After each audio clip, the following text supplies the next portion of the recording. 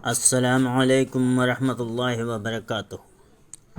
صحیح بخاری کے حوالے سے ایک حدیث ہے کہ نبی کریم صلی اللہ علیہ وسلم نے فرمایا، جس سے حساب لیا گیا اسے عذاب کیا جائے گا۔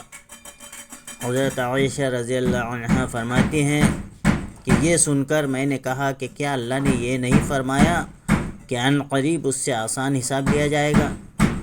رسول اللہ صلی اللہ علیہ وسلم نے فرمایا کہ یہ صرف اللہ کے دربار میں پیشی کا ذکر ہے، لیکن جس کے حساب میں جانچ پڑتال کی گئی سمجھو وہ غارت ہو گیا۔